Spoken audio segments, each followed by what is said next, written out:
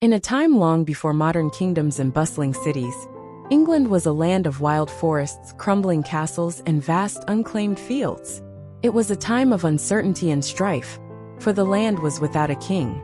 This was the world young Arthur, known to his friends as Wart, was born into, though he had no idea of the extraordinary destiny awaiting him.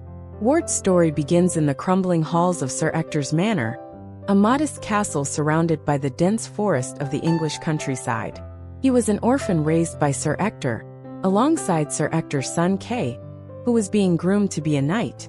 Wart, on the other hand, was relegated to the role of Kay's squire, assisting with training, armor, and daily chores.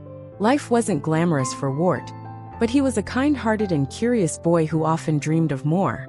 Little did Wart know that his life was about to be forever changed by a wizard named Merlin, a strange and eccentric old man with a long beard, a pointy hat, and a knack for making the impossible happen. Meeting Merlin, the wizard with a twinkle in his eye, one fateful day, while on a hunting expedition in the forest, Wart found himself separated from Kay. As he wandered, trying to find his way back, he stumbled upon an unusual cottage. The structure was as peculiar as its inhabitant, Merlin, the wizard who seemed to live both forwards and backwards in time. Merlin had been expecting Wart, not because the boy had sent a messenger or left a note, but because the wizard knew things most mortals did not. Time, for Merlin, was a flexible concept, and he had foreseen Wart's arrival long before it happened. "You're late," Merlin said with a twinkle in his eye, as if it were the most natural greeting in the world. Confused but intrigued, Wart soon learned that Merlin had chosen him for a grand purpose, though the details were left deliberately vague. Merlin moved into Sir Ector's castle, taking on the role of Wart's tutor. But his lessons were anything but ordinary. Lessons in nature, a magical education. Under Merlin's tutelage, Wart's education became an adventure. The wizard's teaching methods were unconventional, to say the least.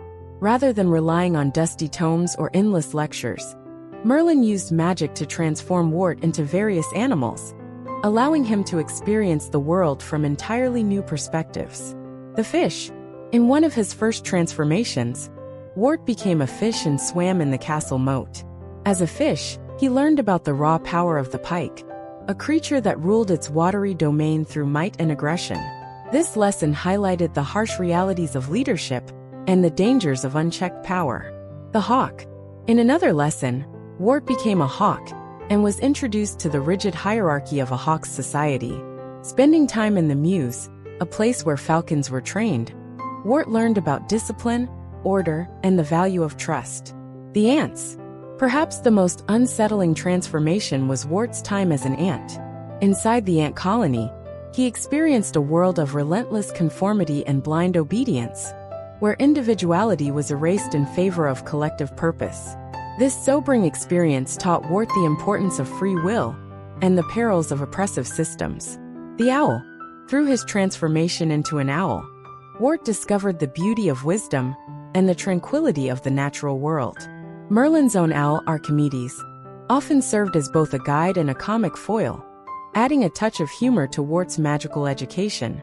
Each transformation was a piece of the puzzle, teaching Wart lessons about courage, compassion, leadership, and the complexities of the world around him.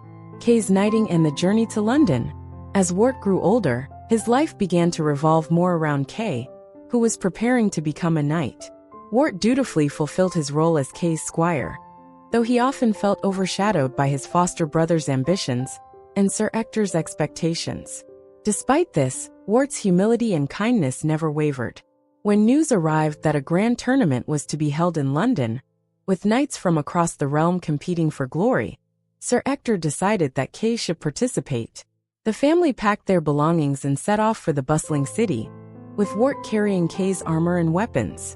The journey to London was both exciting and daunting for Wart.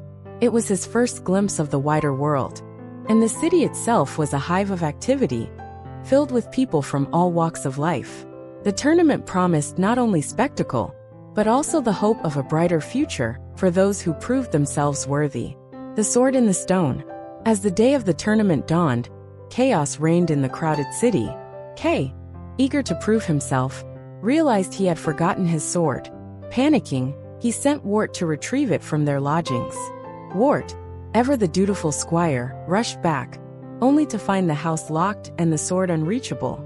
Desperate not to disappoint Kay, Wart wandered the streets until he stumbled upon an unusual sight: a sword embedded in a massive stone, standing in a quiet courtyard. Above the sword was an inscription: "Whoso pulleth out this sword of this stone and anvil is rightwise king born of all England." Wart, oblivious to the significance of the inscription, thought only of helping Kay.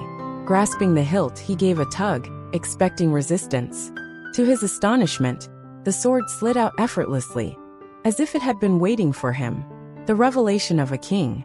When Wart presented the sword to Kay, the young knight was quick to claim credit, basking in the glory of the moment.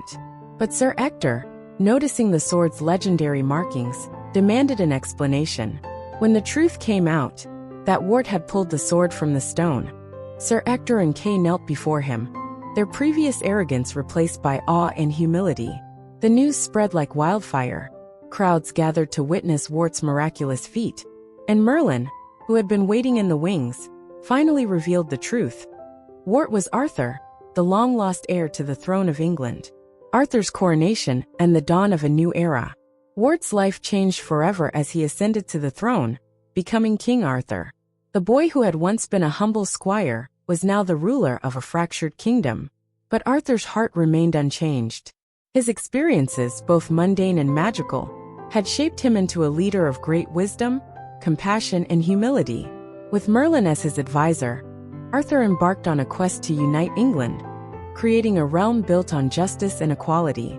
Though challenges lay ahead, Arthur's journey from an orphan boy to a legendary king was a testament to the power of perseverance, courage, and a little bit of magic. Final thoughts: a story of transformation and destiny. The Sword in the Stone is a timeless tale that blends humor, magic, and profound life lessons.